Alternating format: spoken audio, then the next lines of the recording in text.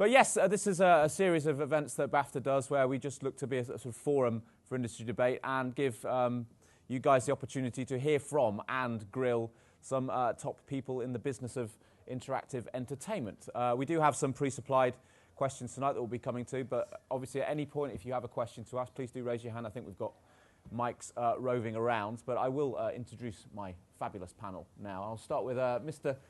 David McCarthy, who a former hack like myself, but until he grew up and got a proper job, and now he works in marketing and developer relations for Gree, the Japanese mobile social gaming giants. Next to him we have Dr. Joe Twist, the chief executive of Yuki, the games industry trade body, and formerly, I said Channel 5 last time I introduced you, didn't I? I'm going to get this right this time, Channel 4 Education. And next along is Ella Romanos, who's the managing director of Remode Studios, a British indie, and also board member of Tiger.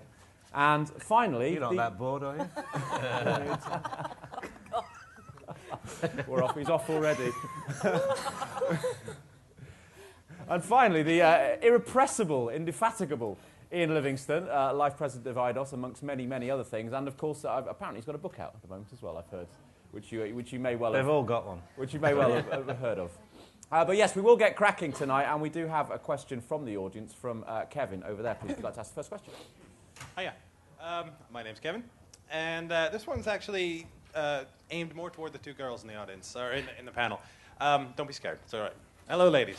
Okay, games, especially the console market, have primarily been geared toward boys. I think we can all sort of agree on that, and you can see in the room that the few women that have joined in the entire conference.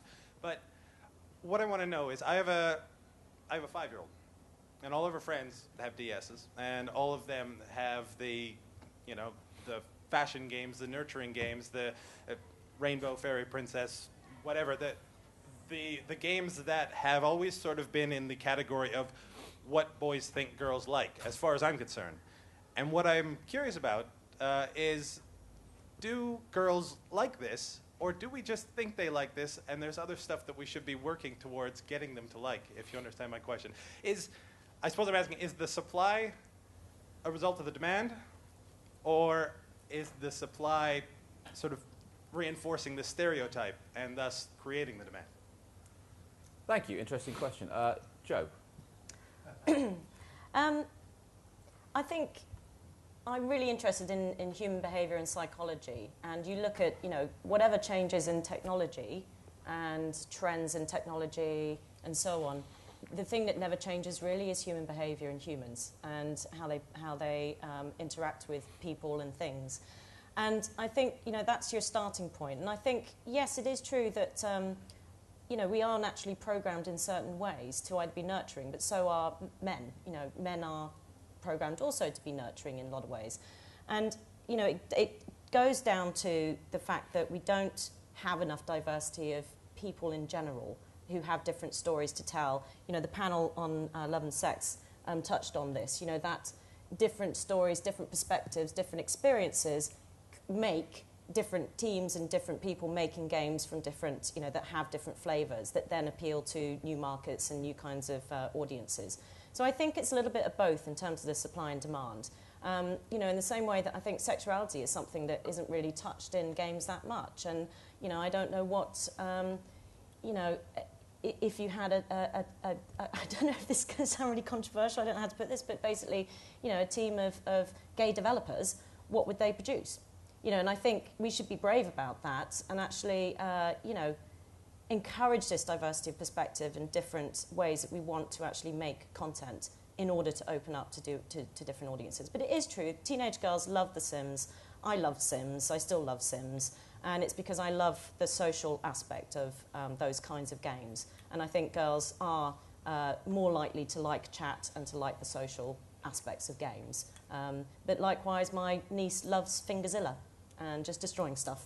So, Yeah, I mean, I think it is definitely a difficult issue, and I've always kind of struggled to understand exactly what causes there to not be so many girls, particularly now with games being a lot more, girls playing games as much as guys, essentially. I do think it's starting to change, and I do think that in maybe 10, 15 years, it is going to become more diverse. I do think, though, that it is a wider issue than girls, and I think that, the industry would benefit just by having more opinions, more experiences, more backgrounds, I just think that would be a good thing in multiple ways for the people that are working in it, for the games we produce, and for our users. So I think it is something we should be focused on. Do you think are there any particular types of games you'd like to see more of?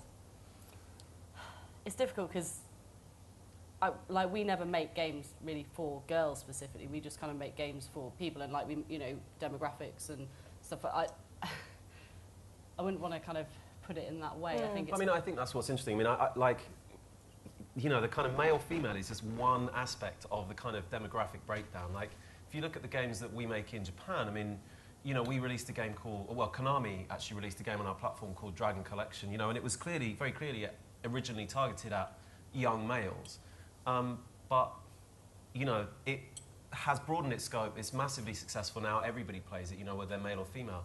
But then equally, we have like a load of kind of dating games that are played by women, and they kind of fulfill the same need as Mills and Boon books do over here. I remember reading an article about Mills and Boon driving, all kind of romance novels driving sales of ebooks in this country because women can read them on the train without being judged, for reading something with a kind of crappy... 50 Shades of Games. Yeah, exactly, like on the cover. But, it's... Oops, shit.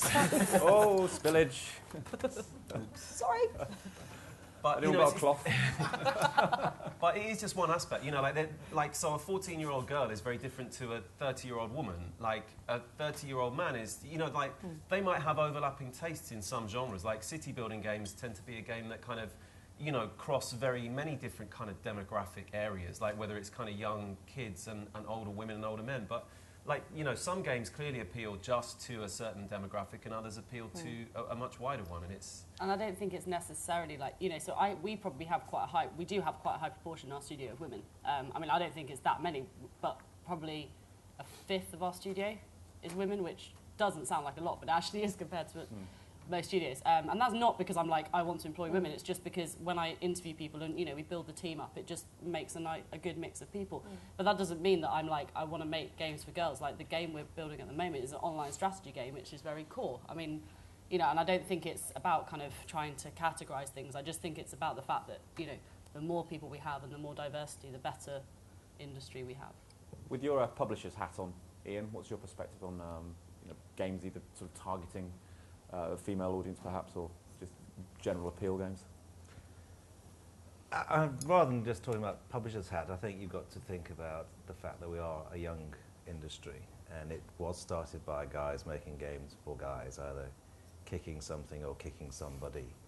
And since then, it has broadened, thankfully, but we have to get more women into the development process. Historically, in publishers, women have been attracted to marketing jobs, legal jobs, process work, advertising, PR, but not under the hood stuff. And that's all part of, I think, part of the coding agenda, the computer science. You've got to get to girls sooner rather than later to make geek chic. And, once they've gone past puberty, you've lost them. So if you can get girls interested in coding at an early age and then empower their creativity, which of course is equal to any guys, then you've got more chance of getting them into the development process and creating content that they might have a more intuitive outlook on what other women might want to play. But I don't think you should be specifically targeting any one particular group as an objective. Surely the idea is to make games that appeal to everybody and just see what happens. Yeah. Do you think, because we know it's a huge problem in terms of the ratio of males to females in the industry, in creative roles, is there anything perhaps we can learn by looking at the Olympics and Team GB, and you take women's sport, for instance, which very rarely gets covered on mainstream TV, and all of a sudden you've got all of these incredible female athletes and female sports that people love watching. These heroes have been built up that are quite inspirational figures. Is there more we can do in the industry to create sort of inspiring heroic figures? I think that's the key. And again, earlier on your panel, you're talking about what Code Dojo are doing in schools, but we have the Video Games Ambassadors Scheme, and the more kind of diverse faces and different people and role models and heroes and rock stars and people who can inspire this new generation we get in front of children and young people at earliest possible stage, the better. And there's lots of heroes of mine who I just think are bloody awesome, and they're doing really amazing things. Alice Taylor is one of them. I worked there at Channel 4. Look at Makey Dolls, Makey Lab. You know, there are guys buying these dolls and dressing up. I went round to someone's house for dinner and bought my Makey doll, and we played dolls. And he's a boy. It's just, but those are kinds of faces and role models we need to put in front of young people to inspire them. Yeah, I think it's probably more of a perception issue. I mean, I haven't ever worked for anyone else, obviously, having started up ourselves. But, you know, I've never had an issue sort of being a woman in the industry. You know, it's not something I find, you know, as a problem or anything. And so I just think it's about people's perception. And I think just having understanding the people that work behind the games, and that doesn't matter whether they're male or female, just understanding how games are made and what we do and who the people are behind it would just in itself make a big difference. It's part of the problem, perhaps, that we've, you know, it's often team-led. People know the development studios and teams, but rather than celebrating individuals, do you think we need to shift more to celebrating the individuals rather than games developers as a collective? Well, I think that's what the indie scene shows. You know, you've got this whole sort of generation of micro indies and 1-2 people bands who are doing incredible things, you know, and making really, really distinctive, amazing games. And those are the kinds of people that I think, you know, need to be have a spotlight shone on them, and they can become the new heroes and the new kind of influencers for the next generation. Before we move on, has anyone got any questions on this topic? Yes, please. Just on this topic. Thanks. Just on this topic, I mean, if you study the attitudes of girls, just in terms of the games they want to play, they're remarkably consistent if you go from 8 through to 20. What is different and what changes in the market that Ian was talking about, men's creating for, is when boys get to 12, 13, 14, their tastes polarized, it's become totally different, flip almost. And part of it is, I think, is a social pressure to sort of display a sort of proto-male thing. The other thing is their testicles adopt a slightly different position in their bodies, and there's always testosterone charging around. But what the girls' market does is sort of builds gently, slowly, and doesn't change so much. What happens with the boys is this flip towards a sudden propensity for much more violent desire to project a presence and a winning ability on top of other people. So it's just a reflection on the same question. No, thank you. Really interesting point. Any further points on this? At the back, please. Sorry, it's me again. Say who you are and what you do. I'm Dave Sapien. I've been giving my opinion and questions all day. Excellent. Thank you for your contributions. I would just kind of like to call bullshit on all this. No one, it's just actually to use your doll analogy. No one asks why boys aren't into dolls. There's not a campaign to get boys into dolls or playing with Barbie and all that kind of stuff, right? And I really am starting to get pig sick of the games industry apologising for being tailored towards boys. It's not our fault. I don't think it's not. I mean, you can't deny it's a fundamental problem that we don't have enough girls learning to code and program, because that's the skill set of the future. That's not to do with games. That's part of a wider social problem that we have. Yeah, video games seems to, well, the video game industry seems to bear the brunt. Exactly.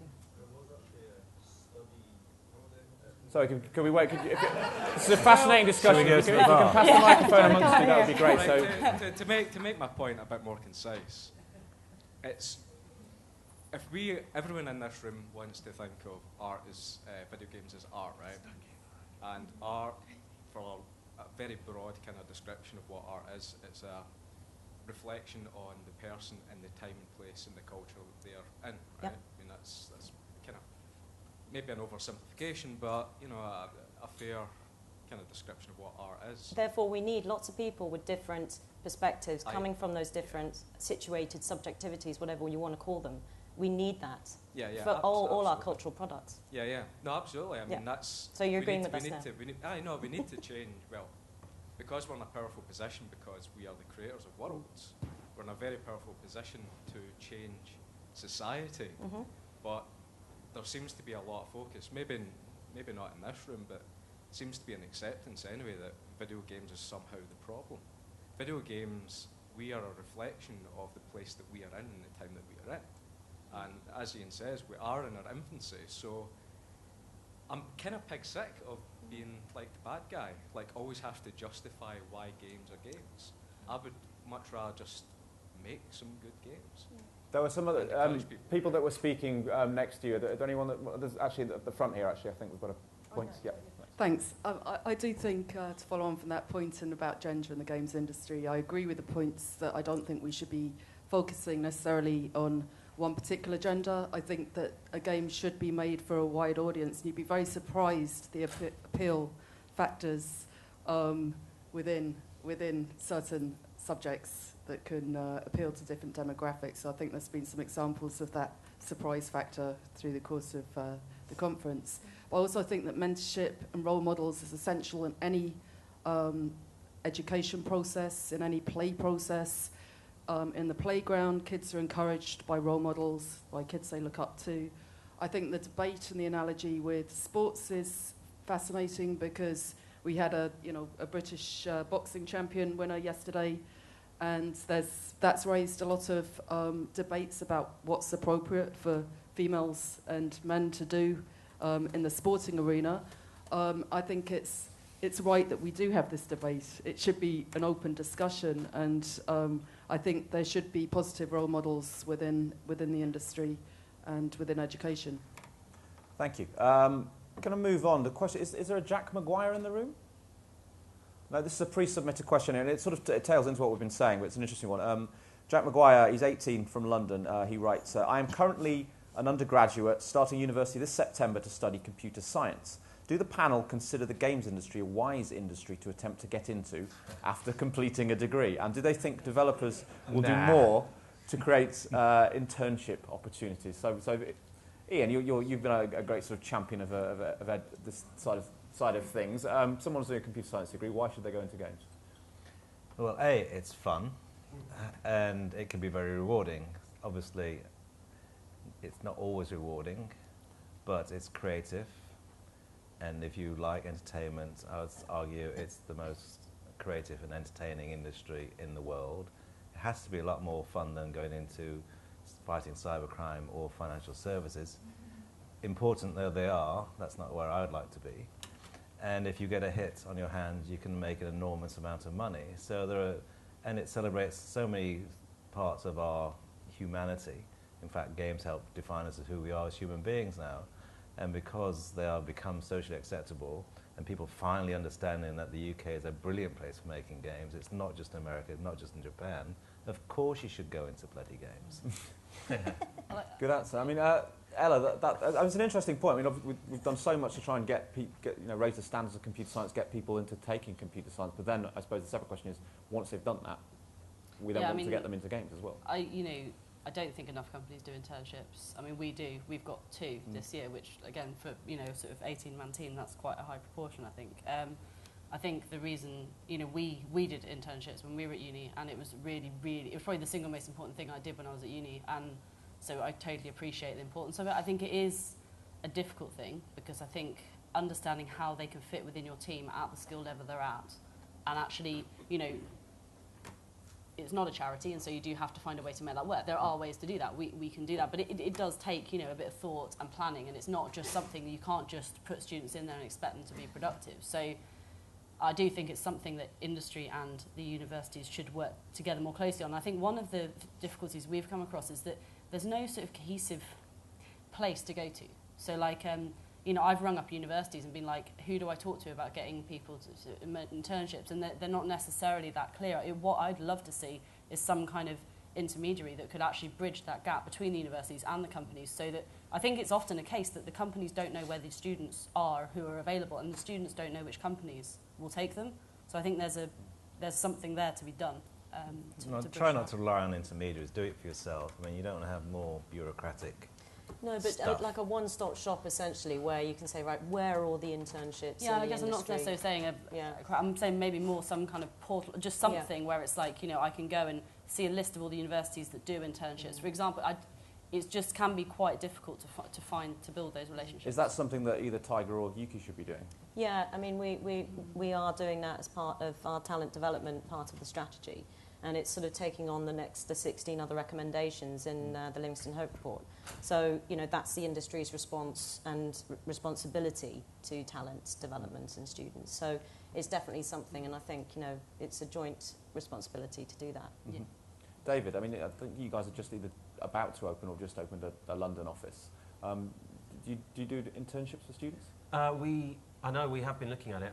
We haven't got any interns at the moment. In Japan, like, we've done a lot of interns, and some of our like best kind of like brightest kind of employees come through that internship system. Like, they've, you know, like we just kind of, I mean, we're quite a young company. In Japan, it's still very much that kind of milk round system where graduates join a company after graduation as a kind of cohort and then go through this kind of graduate training. And I think last year was the first year we kind of really did that, and we took on a load of new employees that way. But you know, I mean, I was actually out of the games industry for a couple of years before coming back to Greece. So, you know, when I was looking for a kind of proper job again, when my wife decided she had enough of living in the Japanese countryside, you know, I had to kind of decide essentially between like banking and gaming, and you know, like, what a choice. Yeah, well, but like, you know, I mean, you know, like, in answer to that guy's question, I mean, the games industry is a really fascinating place, but, you know, it's also constantly in upheaval. And so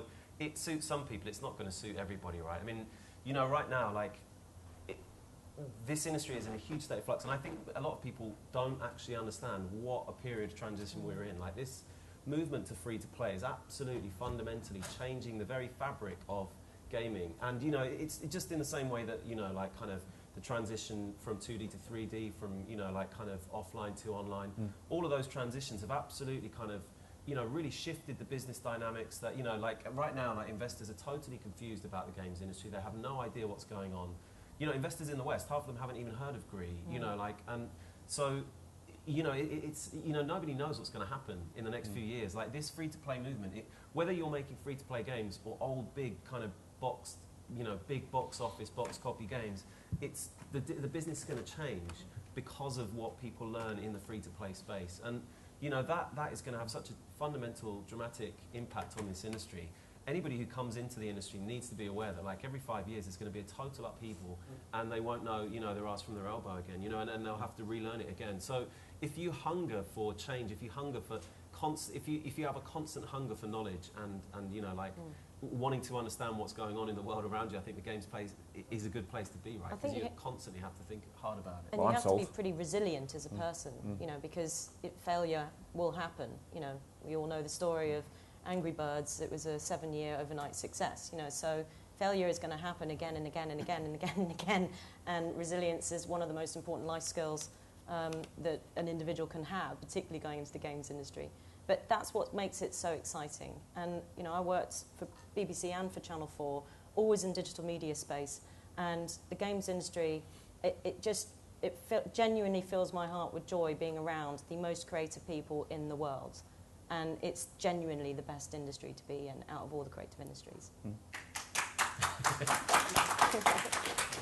Excellent. We've got a point at the back there. I think we've got a point from the floor, unless they've already answered it. No, I think it still counts. Okay? Yeah, that kind of works. Right, so I'm a student/graduate, and I remember back when everyone on my course, which was a games design course, was looking for internships. I think out of about, you know, well over 100 people, there was about 1 or 2 people who got internships, and I remember only one I remember wasn't even in a games company, that was just in an animation company. And I remember the general reasoning we were given for why it was so hard, which is something which hasn't come up here yet, was because there was some kind of security issue with bringing in interns, because it's a case of if you're working on a long project and you bring the intern only in for a short amount of time on this project, then they take away all your information with them and don't stay around to the end of the project, and thus can redistribute that information. I was wondering if that is a real concern, or whether, I mean, it probably applies more to larger companies, but it's not something I mean, we are obviously confidentiality is an issue, but it wouldn't be any more of an issue for me for an intern than for somebody else who worked with us. It's the same relationship. We have had heard that. We had that problem once, but I think it was naivety rather than malicious intent. In that an intern was seen at the end of the day putting the whole of a near complete game onto a rather fat memory stick he just happened to bring in with him. And under the pretext that he just wanted to show his mates at home what it was all about. And if perchance that happened to get on the web, that could have been an extremely multi-million-pound problem for us. This is therefore the result of that was no more interns, which was sad. Because it's just too risky. Whether it's intent or not, it was still a huge potential problem. Now, games in the digital space are probably less of an issue because they are more of a service and a product, and there's nothing to download as such in many cases. But you've got to consider this. Security is a very big issue. And interns have to understand the responsibility they have as well as the opportunity. I think bigger like that is representative of the overall problem with interns, which is that companies actually have to put a lot of effort into making an intern's experience a valuable one. So, you have to think about how you're actually going to use them and avoid these interns just being glorified testers or T-boys, like T-girls, and for a small company or for a new company, like that requires a lot of kind of thinking around the systems that you put in place in order to maximize that value. In GRE, we have huge kind of HR department that is responsible for, training, making sure that kind of people are happy at their job. You add interns into that mix and it's a whole kind of different kind of, set of employee and needs, right? So it's, for a small company, again, like it requires a lot of planning about how to actually do it. I think security is one of those issues. Like, these guys have to be made aware of the security processes. They have to be kind of, you have to do a certain amount of training, and it's not a trivial task taking on an intern, I don't think. I think there was a point over there. Yeah. If I could just ask this one. If anybody of you do know young women in technology or computer science, I would encourage you to search for the Anita Borg Scholarship, and we provide scholarships for a lot of women in engineering and technology. And Google just generally has some, all over the world, there's quite well-paid internships. But just for my own sake, I think one of the single best things I did for my own professional development in my role was to take on an intern. And it seemed like a lot of hassle originally, and to kind of mentor somebody for 3 months. But all right, to sort of blow your own trumpet thing, I got a promotion off the back of it just because I grew as a contributor on my own team, and I learned as much code from this guy as I gave to him. So it was a fantastic back and forth. So if you're a little wary of the interns, find the right one, commit to them, and they will give you back so much more in return. It's interesting actually because we've only ever taken on interns for an entire year, and we've had people apply for shorter times and we've refused it because we don't think that we couldn't get enough from them, and they couldn't learn enough in a short period of time to make it particularly worth our while. To be perfectly honest, they probably would, but we find that in a year we can get them skilled up enough that we can justify it, and it can be a mutually beneficial relationship. So I know some universities don't do full year internships, and we do get that. I don't know whether you were trying to apply for a year or part-time, but I'll be honest, I don't even remember. It was about 2 years ago, but it was a year apparently. One of the things I still find really surprising is that some companies, and this is not just in the games industry, but I find it still very surprising that there are unpaid internships. And I think personal view, that's not right, because it then favours those who can afford to work for nothing and not even get your travel expenses paid. And I just think that's something that needs to change as well. I think there's a, yeah. Yeah, I was just going to say that we've had interns at our companies, and most of the time I would say all the time we go into it with the intention of actually hiring the people. And that you're actually, so this idea of like just letting a person go is, it's not something that we go into it with that intention. And we actually have hired people who have started as interns, and it's worked out really great. The only trick, of course, is that sometimes there are students who aren't quite graduated yet, and then they're going to be a year or so before they actually graduate. But we've had a lot of success in actually getting new talent in this way, and it's definitely been worth it. I don't know if you want to. On Joe's point, actually, can I ask? Did you pay your interns? Well, yeah, I was gonna say that we've done it both ways, and what we find is that we say that we don't pay at first, and if someone says they really can't afford to do it without pay, then we negotiate. It is a lot of time and effort on our half as a company, and so we are actually paying in a way because we're either paying one of our employees to mentor them or ourselves in a way to mentor them. So it just depends, and also on the level of investment of time they're giving us. So. Yes, but we actually did. We've done both. We now all our placements now are paid. But when we first started out and we were really small, there was no way that we could do it. And so we basically offered.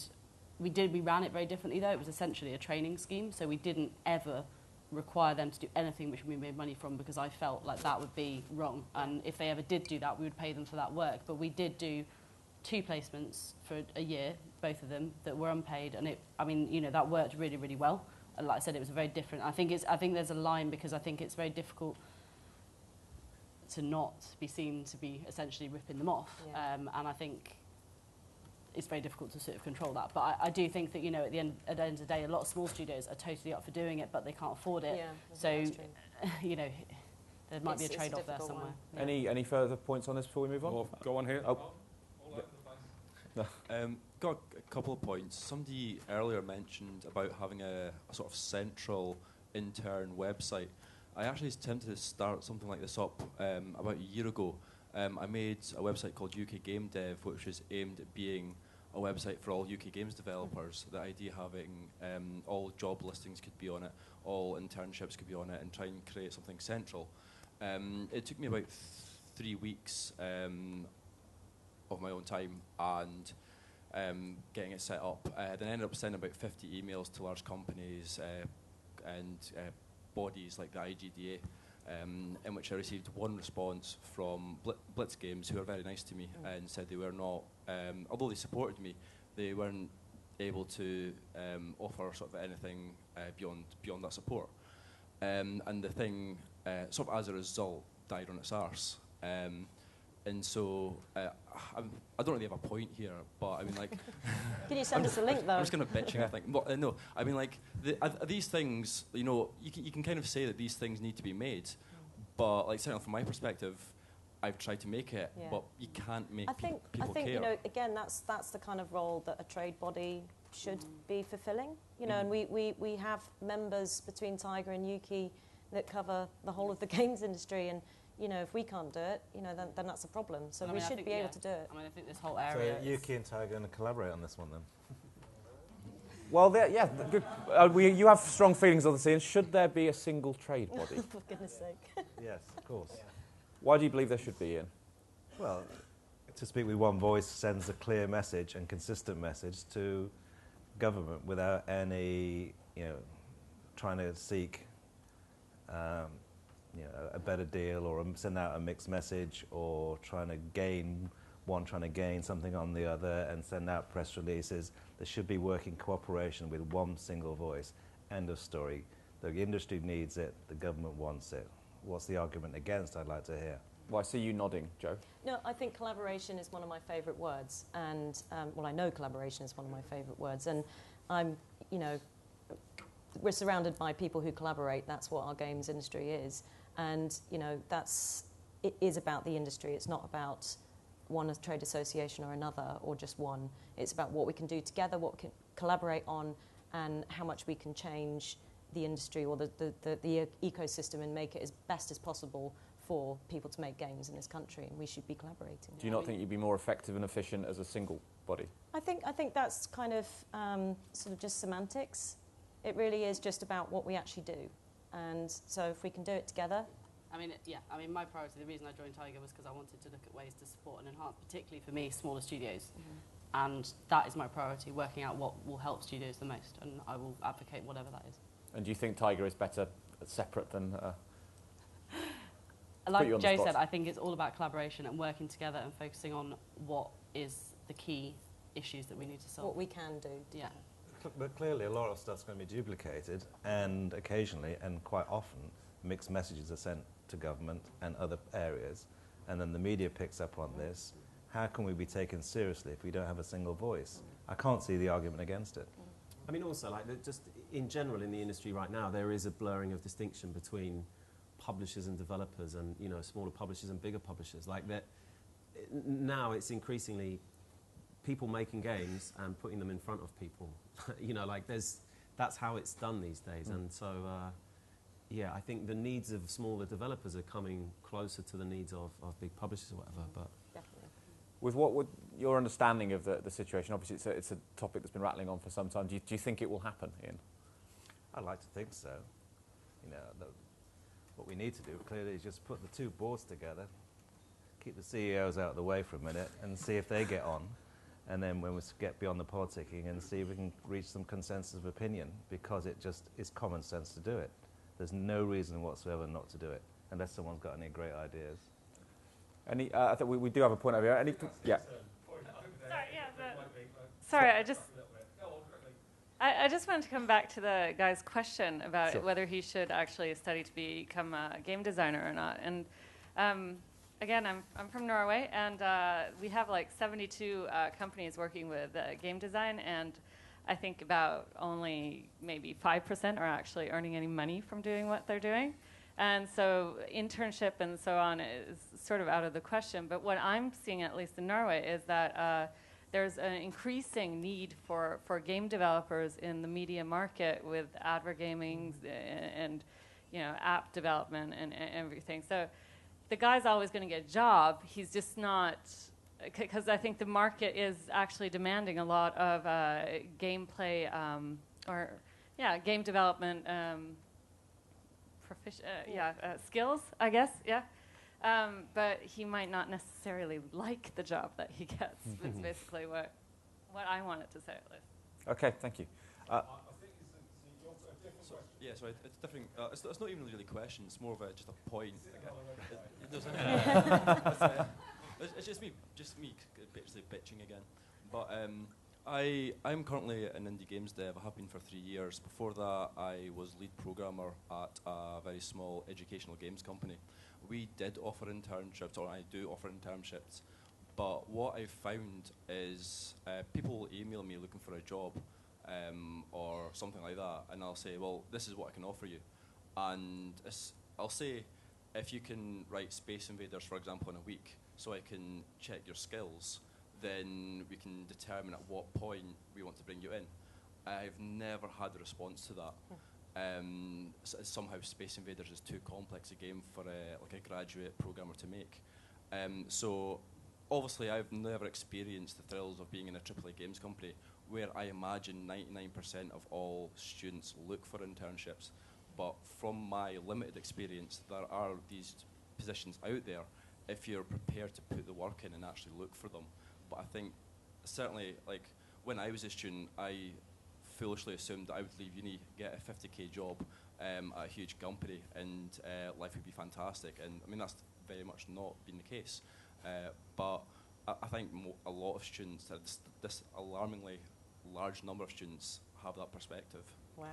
I think people do come out, in general, come out of university feeling a little bit entitled anyway. And I had this conversation about the Norwegian games industry the other day. Like, Gree make games that most of our games in Japan are completely mass market. Like, they appeal to such a huge audience, and making those kind of games is actually kind of a little bit anathema to a lot of the people who come out of games courses. They're a bit like, I want to make this kind of obscure game about picking noses, and it's going to be really funny, and me and my circle of friends are going to get it, and then I want somebody to kind of bankroll that somehow. They don't think very hard about the commercial aspects of gaming. And I think whatever kind of game you're making, whatever kind of monetization system you're making, at the end of the day, you are going to have to give some thought about how you are going to pay how your salary is going to be paid, whether that's from some kind of clueless investment banker bankrolling you, or to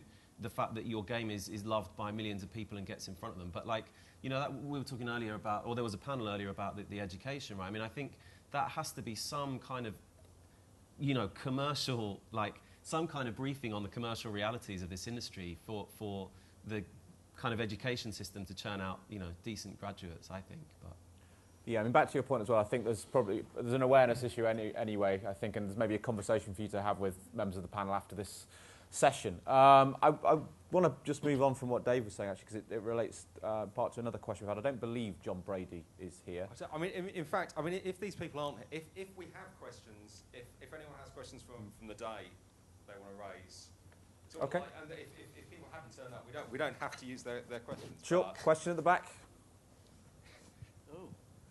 Well done. 2 roving microphones. It's a completely different subject, but I thought I might give this a go. Do you think that we're ever in danger of the Van Gogh effect? In other words, I heard a lot about marketing and discoverability and commercial acuity, and sometimes I discover people who've made something, a little something, as a student or whatever, and it's just it's remarkable, and it's touching, and it's brilliant, and it's not necessarily commercial. And I'd love to hear sort of venerable opinions on the Van Gogh effect from the games community. I mean, and it might be that I'm just talking bullshit, but that's fine. I'd still love to hear it. Can you say who you are and what you do, and what is the Van Gogh effect? John Weinbrand, National Film and Television School, and all I mean is how I described it, Dave. I'll talk to Dave rather than the panel. Let's have a chat. Let's see what the panel makes of it. I'll shut up. It's all about kind of the undiscovered future brilliance that maybe we're missing. Isn't the problem with that like essentially that is the stuff that falls outside of the system? I mean, there's no way to, there's no way to kind of generate a generation of penniless artists apart from having, like they have to do it themselves, right? And then they have to get discovered. I mean, those people are always going to exist, and I think it's great that people are making art that touches people, even if they're doing it at a kind of financial loss to themselves, which is, although I guess Van Gogh was kind of, to a certain extent, bankrolled, wasn't he? I don't know, but, by a kind of wealthy patron. But, yeah, exactly. So, at some level, if you're going to create art, you need to work out how you're going to finance it. And if that's credit cards from the bank, then yeah, sure, that's great. But, I'm not saying that the only way to make a game is to make it, reach, millions of people and have them spend loads of cash in it. The point is that it costs money to make games, whether that's because you need food to eat or, a bed to sleep in. Like, you have to think about those things. You can wait tables, though, can't you? I mean, my mum gave me money for a bed one Christmas, and I spent it on like about 4 games consoles. So, and then slept on, and then slept on the floor for a couple of years. We've all been there, right? But I mean, Ian slept in a van, right? So.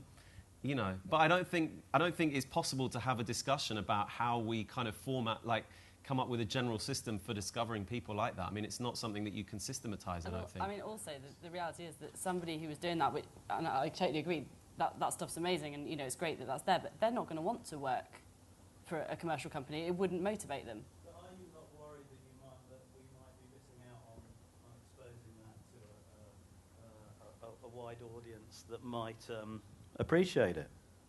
I kind of think that's probably their responsibility. Yeah, that's life. That's kind of like, if you want to do things yourself, as, if you start a business or do freelance or make your own games, like that, your responsibility is to work that out. It's not up to other companies who have no relationship with you. But I mean, also, the games industry does look for those kind of guys. I mean, obviously, like the guy who did, New Star Soccer is a slightly different case. But, now he's been successful. Like, he is being courted by everybody out there. Like, there are, anybody who is making games or publishing games or looking for talent, will have somebody who's responsible for for finding good coders, and they'll be they'll be looking everywhere they can. So, there's a lot of opportunity, like indie game jams, indie games conferences where people can find them.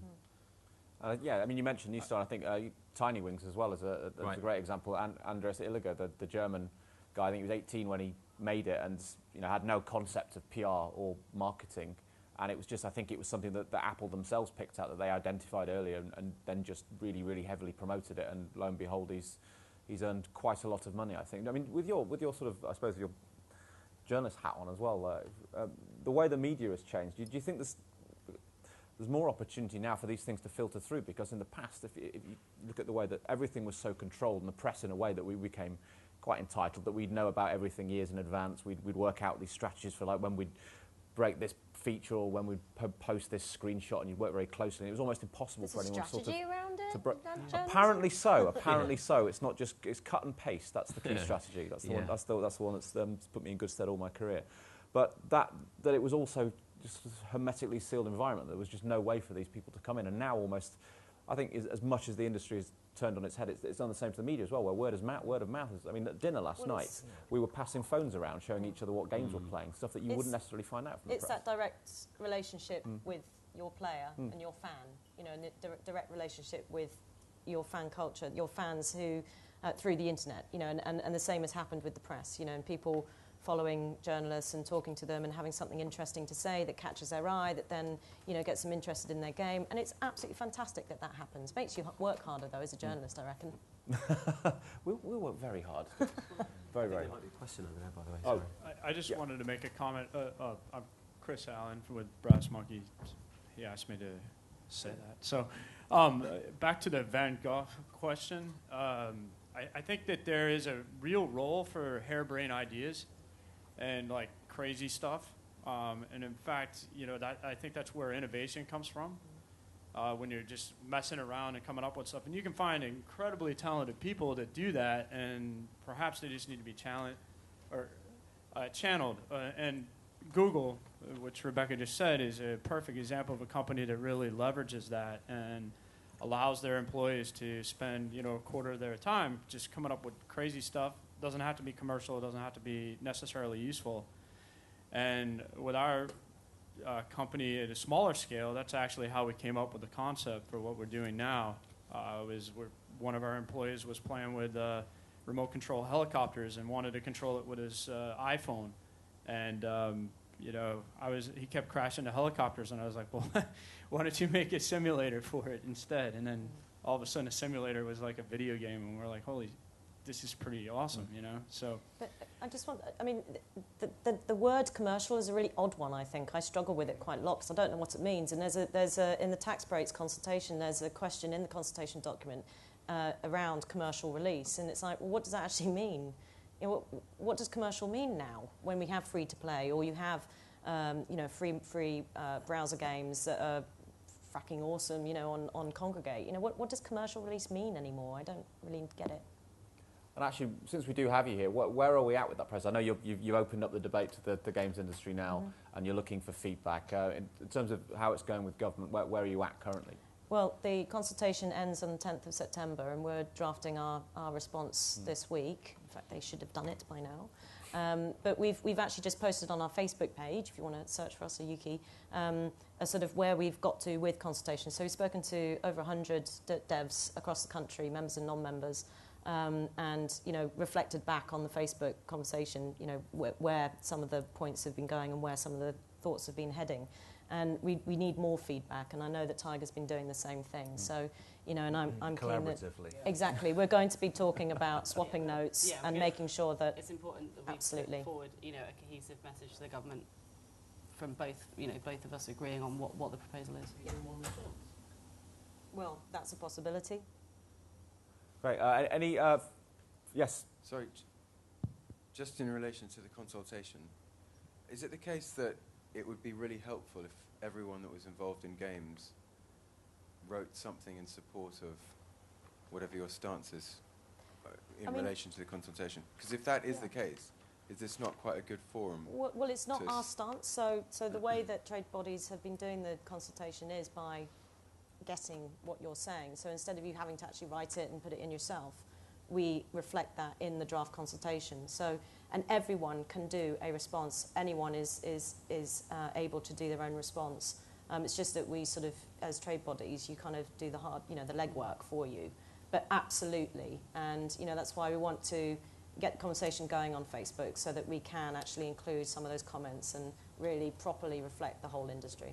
So you'll release the consultation, and then in response to the consultation, there will be position papers that are drafted in response to it? Government has released a consultation paper with all the questions they want answered about how it should work. we all go away and have conversations with people, have big workshops with developers, and we reflect that back in what our answers, the sort of draft responses, and that's what gets sent to government, and government reads it and then asks questions, and Bob's your uncle, law's made, and we're all happy. Okay. And it's going to use the film model, it looks like. Have you sorted out yet how the point system's going to work? I mean, whether games have to prove that they're culturally British?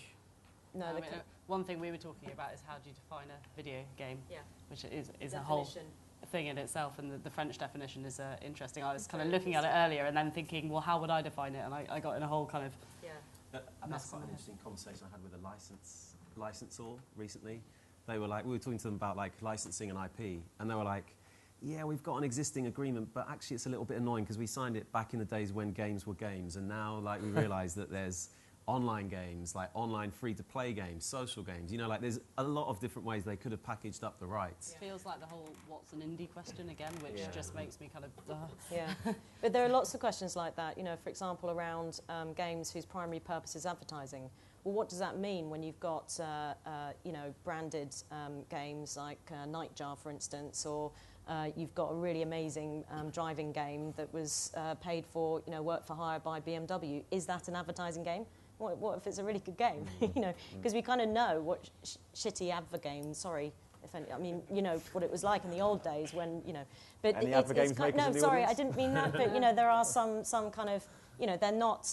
I don't know. How do you define it? Where do you draw the line? So there's some real sticky questions in there. I mean, that's going to be so important because that could just, I mean, not only could that just cause loads of problems, but also when people apply, if that's not defined well, you know, it's just going to cause a logistical nightmare. You're our man in sort of inside the corridors of Powery, and are they appreciative of these points and the detail and getting it exactly right? Well, the government clearly wants to help the industry. And they've shown that through skills, now showing it through tax credits. They already sorted out R&D tax credits, now production tax credits, and it's a good thing. So, but we have to work and make sure that they are able to understand our needs and get it through the European Commission. That's where the problem could lie. But it can't be too hard to define a game loosely. So if it's, you know, it's the commercialization or the monetization of a creative endeavour used with a set of rules. I mean, I think it can't be difficult. Yeah. But, you know, I think the cultural test is going to be really interesting because I'm looking forward to, because I don't think that's a hard thing to do for games at all. And, you know, games that have a kind of distinct sort of British feel, whether it be through the script and the sense of humour and the dialogue, whatever, you know, I think that's actually quite easy to achieve. And, you know, that's what, you know, if you think about The Office, that is a distinctly British product, you know. So I think once we see it on paper and see the test, it'll be easier, I think, for us to get our heads around. But I mean, in the film industry, Batman got production tax credits. Captain America did. Even though it's an American IP, there was enough British component in terms of production staff, etc., to get it over the line. So I would hope that would also be reflected in the video games. Thanks. Any final points? Oh, hang on. This guy's got a copy of the consultation now. Sorry, someone's passed me a copy of the consultation. So I'm actually working on another government consultation in preparing a set of responses. And it just strikes me that, so it sounds a little bit like you're collating the response from the industry and then providing it back to the government. And that's probably a very good and efficient way of doing it. But certainly on this other consultation, one of the things that they're concerned about, or people are concerned about, is that there's lots of arms in the air. So it's not just the trade bodies that should be responding. Anyone that's concerned that the government makes the right decision, they want the trade bodies to put their arms and say, yes, this is but they also would like as many other people as would possibly provide it. And it's, you know, I hope that the fact we're not stopping anyone. Anyone is is you know, perfectly I'm not saying you're able to do that. I'm not suggesting that you are stopping anyone, but in addition to doing it oneself, that perhaps I don't know if this is going on now, and we've been speaking for several days. I don't know. There hasn't been any sense of that everybody here that is a member of a company that's going to benefit from this should somehow be responding to this consultation, because my sense is reading this that as we're speaking, we've got one happening in Dundee right now, a consultation process. Well, that's great. Excellent. Right. I think we are done. Thank you very much. If you do want to find out more about BAFTA's work with games, there's details up there on the screen for you to follow. Otherwise, please join me in thanking my fabulous panel.